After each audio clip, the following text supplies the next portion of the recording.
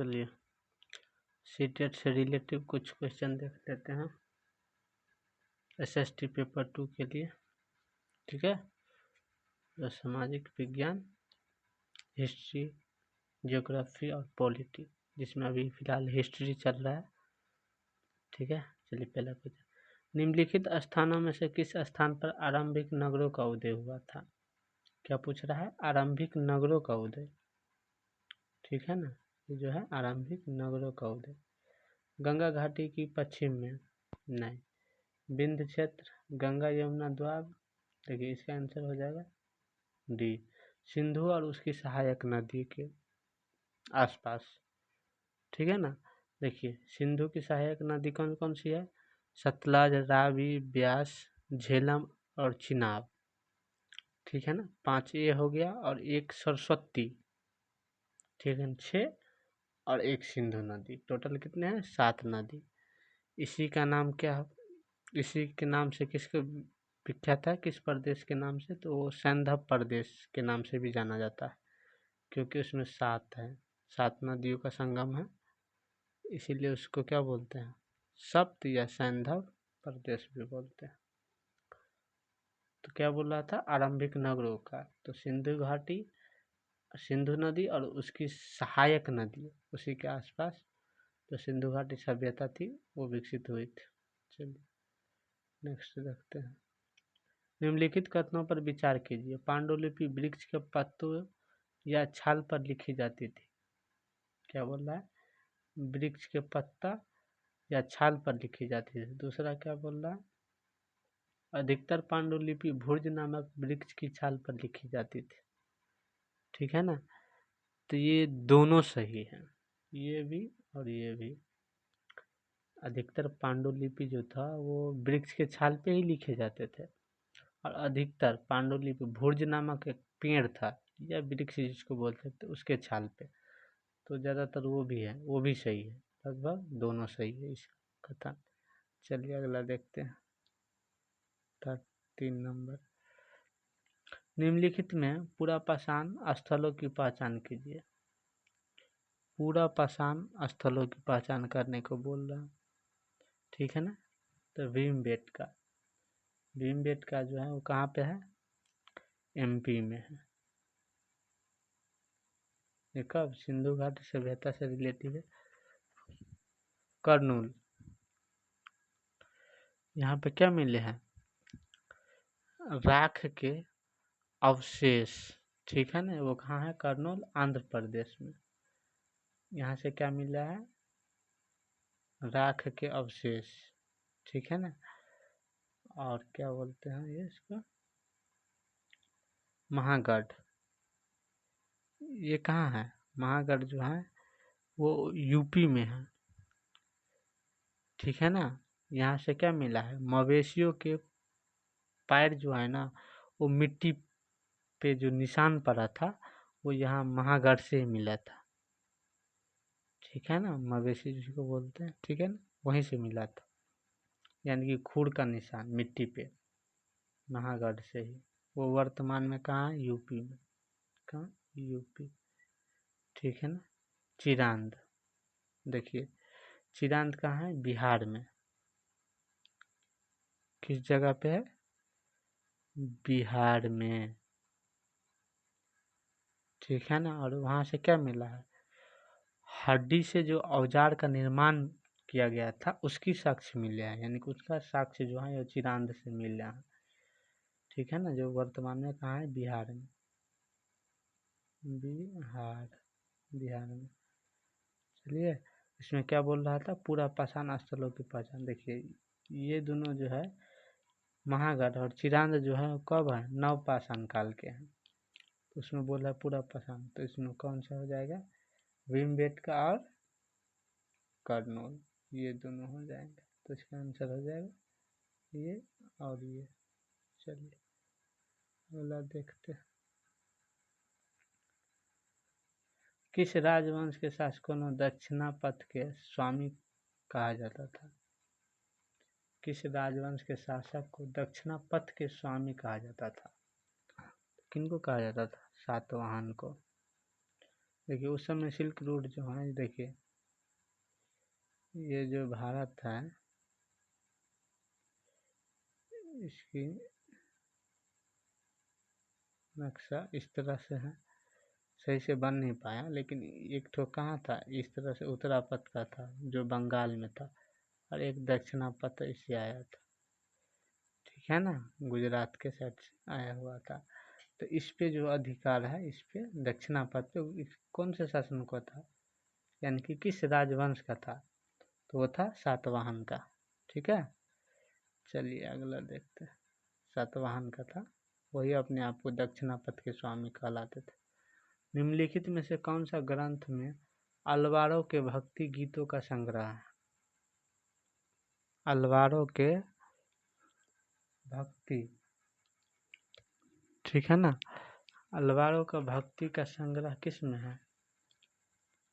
तो देखिए इसका आंसर हो जाएगा दिव्य प्रबंधम, ठीक है ना, अलवारों पूछ रहा है।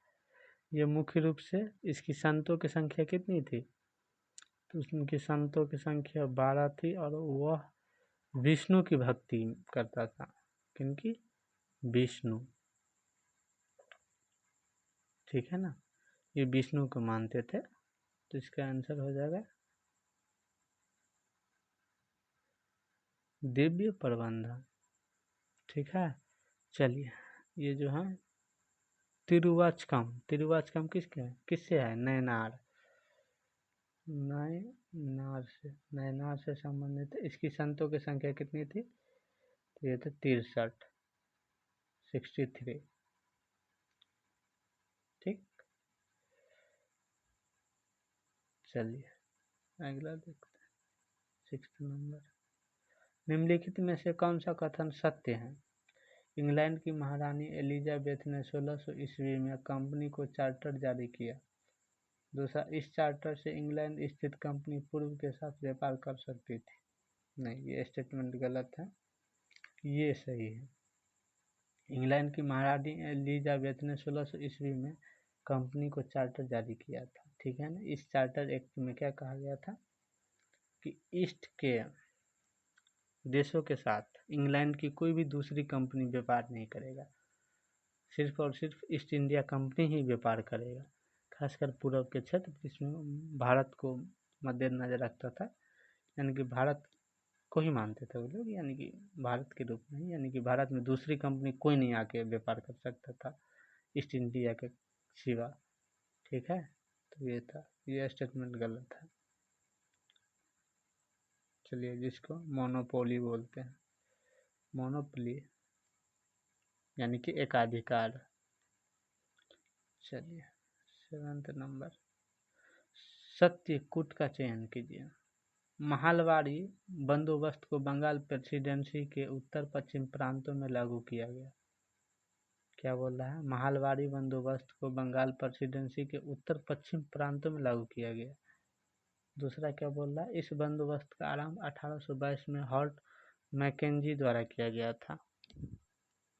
हॉर्ट मैकेंजी, देखिए ये जो महालवाड़ी जो था, इसमें टैक्स कलेक्शन का काम किसको था, किनके था? ये देखिए महालवाड़ी जो टैक्स कलेक्शन जो था, वो गांव के मुखिया द्वारा टैक्स कलेक्शन करवाया जाता था महालवाड़ी व्यवस्था में, ठीक है ना। वो मुखिया टैक्स कलेक्शन करके और वो आगे भेजते थे राजा के पास। और इसमें देखिए इस बंदोबस्त का आरंभ 1822 में हॉर्ट मैकेंजी द्वारा किया गया था। जी बिल्कुल, ये भी सही है और ये भी सही है, दोनों कथन सही है, दोनों सही है, इसका दोनों कथन सही है। चलिए अगला देखते हैं, 8 नंबर। निम्नलिखित घटनाओं को क्रम से लगाइए। इसमें बोल रहा है जो घटना है उसको क्रम से लगाने के लिए बोल रहा है। तो इसमें देखिए अवध का अधिग्रहण, अवध का अधिग्रहण कब हुआ था? 1856 में, 1856 में अवध का अधिग्रहण हो गया था। आरोप क्या लगा गया था कि कुशासन का, ठीक है ना, कि आपसे ये राज्य नहीं संभल पा रहा है, आप उसको अच्छे से अप्लाई नहीं कर पा रहे हैं, इसलिए आपसे ये राज्य लिया जा रहा है, इस पर अधिकार किया जा रहा है। उस समय का जो था वो डलहौजी था, ठीक है ना, अंग्रेज गवर्नर डलहौजी, ठीक है ना। और वो जो राजा था वो कौन था, वासिद वहाँ अजीद अली शाह था शासक। अजीद अली शाह उस समय का शासक था अवध का, इससे अधिग्रहण किया था डलहौजी, जो कौन था, ईस्ट इंडिया कंपनी यानी कि ब्रिटेन का गवर्नर के रूप में था। चलिए, नील विद्रोह, नील विद्रोह 1859 से नील विद्रोह हुआ था। संथाल विद्रोह 1855 में संथाल विद्रोह। और मुंडा विद्रोह कितना कब हुआ था, 1892, जो बिरसा मुंडा के द्वारा किया गया था, ठीक है ना। तो इसको बोल रहा है क्रम से लगाने के लिए। तो पहले कौन हो जाएगा, तो पहले हो जाएगा संथाल विद्रोह 1855, उसके बाद हो जाएगा अवध का अधिग्रहण 1856, ठीक है ना। उसके बाद कौन सा हो जाएगा, नील विद्रोह, ठीक है ना, 1859। उसके बाद मुंडा विद्रोह, तो क्या हो जाएगा इसका आंसर 3124, ठीक है, इसका क्रम हो जाएगा। चलिए अगला देखते हैं, नेक्स्ट, मिर्जा कामरान का विद्रोह किस मुगल शासक के समय हुआ था। मिर्जा कामरान बोल रहा, तो किसके समय हुआ था, तो देखिए बाबर के मरने के बाद उनके जो पुत्र थे अस्करी, हिंदाल, कामरान, ठीक है ना, ये जो थे वो उनके द्वारा ये विद्रोह किया गया था, यानी कि हुमायूं के समय में, ठीक है ना। मुख्य रूप से क्या, साम्राज्य बंटवारा के लिए, ठीक है ना। इसमें क्या था, तो तैमूर एक प्रथा था जिसमें क्या था, अगर 4 भाई अगर है तो उसको चारों भाई को बराबर हिस्सा में क्षेत्र को बांट दिया जाता था, ठीक है ना। तो उसी पे अधिकार, यानी कि उसी के लेकर ये ऐसा हो रहा था, उन्हीं क्षेत्र को लेकर, क्योंकि उस पर एक अधिकार करना चाहता था कि हम सिंगल ही राजा रहेंगे, उस हिसाब से था, ठीक है ना। चलिए 10th नंबर, निम्नलिखित में कौन सा एक मौर्य काल से संबंधित है, मौर्य काल से संबंधित है। कालसे की नीति की, ये तो सिंधु काल से है, सिंधु घाटी सभ्यता है। उसके हिसाब से कृषि में लोहे का इस्तेमाल वैदिक काल से है। चित्रित धूसर, ये भी कहाँ से है, वैदिक काल से है, ठीक है ना। उत्तर काले पॉलिशदार मिट्टी के बर्तन, हाँ ये सही है, उत्तर काले पॉलिशदार मिट्टी के बर्तन, ठीक है ना, यह मौर्य काल से संबंधित हैं। चलिए अगला देखते हैं, किस सुधारक ने जातीय व्यवस्था की समानता पर आधिकारिक एक बौद्ध ग्रंथ का अनुवाद किया था। क्या बोला, जातीय व्यवस्था समानता पर आधारित बौद्ध ग्रंथ का अनुवाद किया था। बौद्ध ग्रंथ का अनुवाद किया था राजा राम मोहन राय। चलिए दयाराम सरस्वती नहीं था। चलिए देखिए, निम्नलिखित में से किसने कहा था कि भारत हिंदू पाकिस्तान नहीं बन सकता। क्या बोल रहा है, भारत हिंदू पाकिस्तान नहीं बन सकता। कौन बोला था, जवाहरलाल नेहरू बोला था, ठीक है ना। जवाहरलाल नेहरू का के द्वारा दिया गया स्टेटमेंट है कि भारत हिंदू पाकिस्तान नहीं बनेगा। इस तरह से पाकिस्तान एक इस्लामिक देश अपने आप को मानता है, ठीक है ना, उसी हिसाब से।